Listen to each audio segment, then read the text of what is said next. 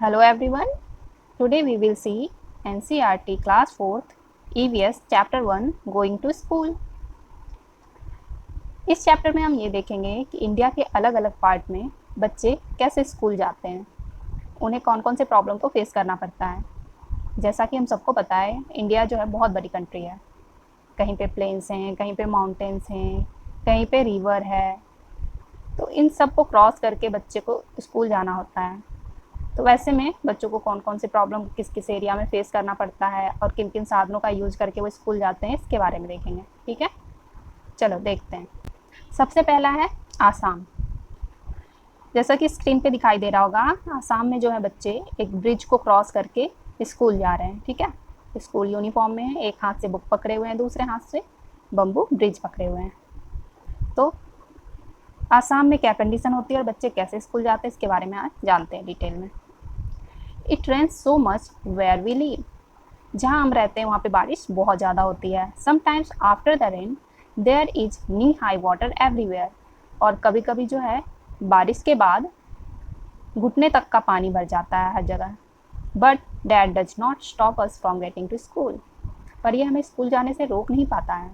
We hold our books in one hand and bamboo with the other. एक हाथ से हम लोग बुक को होल्ड करते हैं और दूसरे हाथ से बैम्बू। ये देखो पिक्चर में दिखाया गया ना कि एक हाथ से बुक को होल्ड किए हुए हैं और दूसरे हाथ से बैम्बू को पकड़े हुए हैं।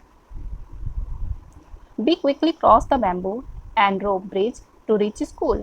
और हम लोग जल्दी से बैम्बू और रोप ब्रिज को क्रॉस करके स्कूल पहुंच जाते हैं। नेक्स्ट है लद्दाख। लद्दाख में जो है माउंटेन बहुत होते हैं और नीचे रिवर बहता है, नदी बहती है। तो बच्चे उसमें कैसे रिवर और माउंटेन को क्रॉस करके स्कूल जाते हैं, इसके बारे में जानेंगे।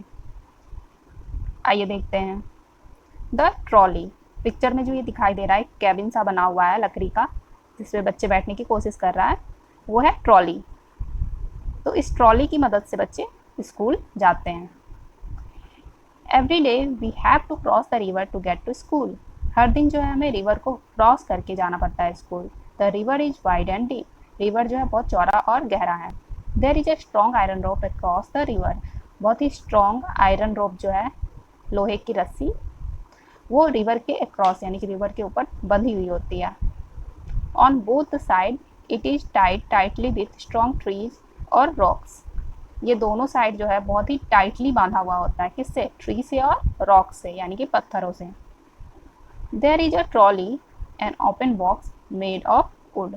ये जो ट्रॉली है, इसको ट्रॉली कहा गया। ये जो ओपन बॉक्स सा बना हुआ है उसी को कहा गया है trolley. Open box made of wood. ये जो ओपन बॉक्स है वो वुड का बना हुआ होता है। Attached with the rope. और उस रोप से इसे अटैच कर दिया जाता है। ये देखो यहाँ पे अटैच किया गया ना।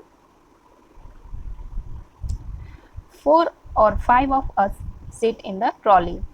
4 या 5 लोग इनमें से बैठ जाते हैं ट्रॉली में। A pulley helps the trolley to move across the rope. और पुली जो है वो हेल्प करता है ट्रॉली को एक साइड से दूसरे साइड मूव करने में। We reach the other side of the river in a short time. और बहुत ही कम समय में हम लोग जो है एक साइड से दूसरे साइड पहुंच जाते हैं रिवर के ट्रॉली की मदद से। नेक्स्ट है सीमेंट ब्रिज। सीमेंट ब्रिज जो है सबसे कॉमन ब्रिज है, ये हर जगह मिल जाता है हमें। हम लोगों ने ये ब्रिज कहीं ना कहीं क्रॉस किया होता है। सीमेंट ब्रिज जो है नदी या फिर छोटे मोटे नालों के ऊपर भी बना हुआ होता है। पार्क में भी देखे होंगे कि छोटे से लेक वगैरह के ऊपर भी ये ब्रिज बना हुआ होता है। तो इसके बारे में जानते हैं। We often need to go cross some water bodies so we use bridge. हम लोग को जो है किसी भी वाटर बॉडीज को क्रॉस करने के लिए जो है ब्रिज का यूज करना पड़ता है, या हम लोग ब्रिज यूज करते हैं। चलो देखते हैं cement bridge. We often need to go across some water body so we use bridge. हम लोग को जो है कुछ वाटर बॉडीज को क्रॉस करना पड़ता है। वाटर बॉडीज का मतलब होता है जैसे छोटे मोटे नाले, नदी या कोई भी पानी से भरा हुआ area.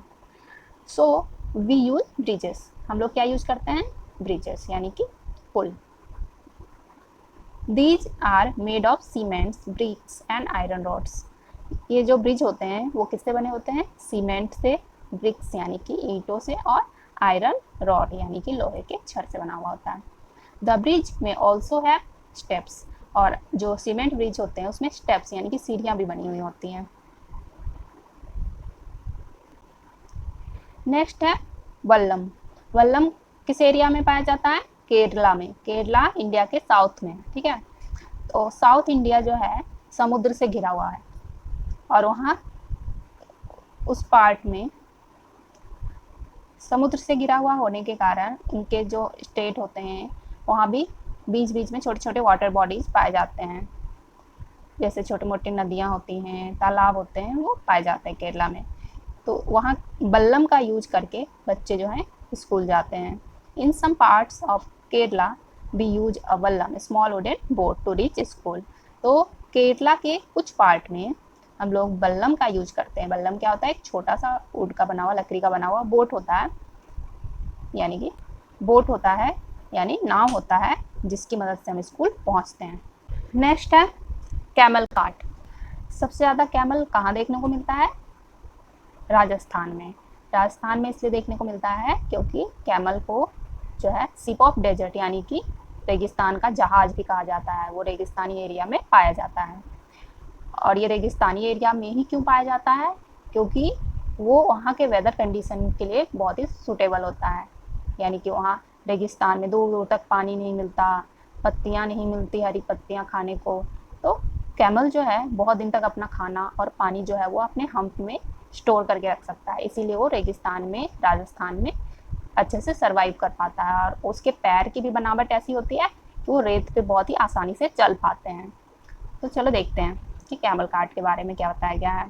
We live in the desert. हम लोग जो है रेगिस्तान में रहते हैं। There is sand all around. यहाँ हर तरफ सैंड ही सैंड है। सैंड का मतलब होता है बालू। It gets very hot in the day. और दिन के टाइम में ये बहुत ज़्यादा गर्म हो जाता है। We ride in a camel cart to reach school. हम लोग जो है कैमल कार्ट में राइड करते हैं, चढ़ के स्कूल जाते हैं। ये देखो पिक्चर में दिखाया गया ना, स्कूल यूनिफॉर्म में बच्चे बैठे हुए कैमल कार्ट पे और स्कूल जा रहे हैं। नेक्स्ट है बुलक कार्ट। अगर आप लोग गांव गए हों कभी तो आपने गांव में बैलगाड़ी जरूर देखी होगी। तो ये जो है मेनली गांव में ही चलता है बुलक कार्ट, शहरों में देखने को नहीं मिलता है। तो गांव के बच्चे इसमें स्कूल जाते हैं। आइए देखते हैं bullock cart. We ride in our bullock cart going slowly through the green field. If it is too sunny and raining we use our umbrellas. कह रहे हैं कि we ride in our bullock cart. हम लोग bullock cart में ride करते हैं और जो कि स्लोली ग्रीन फील्ड से होते हुए चलता है। ग्रीन फील्ड मतलब हरे भरे खेत। If it is too sunny और रेनिंग, अगर बहुत ज़्यादा धूप हो रही होती है या फिर बारिश हो रही होती है तो हम लोग छाता का यूज करते हैं, अम्ब्रेला का यूज करते हैं। नेक्स्ट है बाईसाइकिल राइड। आइए देखते हैं। We ride our bicycles on the long road to school. हम लोग बहुत ही लंबी दूरी तक रोड पर बाईसाइकिल से राइड करके यानी चल के स्कूल जाते हैं। At first girls here did not go to school. पहले जो है यहाँ लड़कियाँ स्कूल नहीं जाती थी, because it was too far, क्योंकि यह बहुत ही दूर था, स्कूल बहुत दूर था, इसलिए लड़कियाँ स्कूल नहीं जा पाती थी। But now groups of 7 to 8 girls easily ride even through the difficult roads. पर अब क्या करते हैं, 7 या 8 गर्ल्स के जो हैं ग्रुप में जो है आसानी से राइड करके, चाहे डिफ़िकल्ट रोड यानी कि अगर रास्ते अच्छे ना हो तो भी ये लोग आसानी से ग्रुप में राइड करके स्कूल चले जाते हैं, पहुंच जाते हैं। नेक्स्ट है जुगार। ये जो है गुजरात में मिलता है, वहाँ का लोकल व्हीकल कह सकते हो जो यूज किया जाता है गुजरात में। आइए देखते हैं जुगार में क्या होता है। जुगार, व्हाट अ व्हीकल। जुगार क्या गाड़ी है। Look at our special transport. हमारे स्पेशल ट्रांसपोर्ट को देखो। It sounds phut phut phut when it runs. Jugaad जो है कैसी आवाज़ निकालता है जब वो चलता है? Foot phut foot. Is it not something special. क्या यह कुछ स्पेशल नहीं है? The front look like a motorcycle but the carriage at the back is made out of plank of would. सामने का जो पोर्शन है वो मोटरसाइकिल की तरह दिखाई दे रहा है, जैसा स्क्रीन पे आप देख रहे होंगे, और पीछे जो है वो लकड़ी का बना हुआ पोर्शन होता है, ठीक है।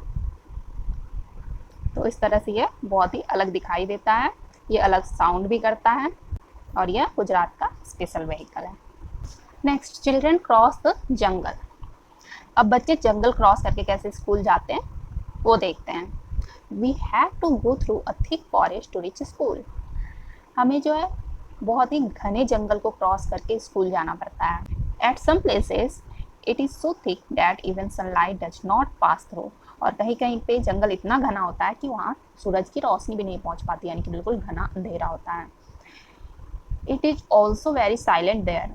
You can only hear the sound of different birds and other creatures. और वो जो है जंगल बहुत ही साइलेंट होता है, बिल्कुल शांत होता है जंगल।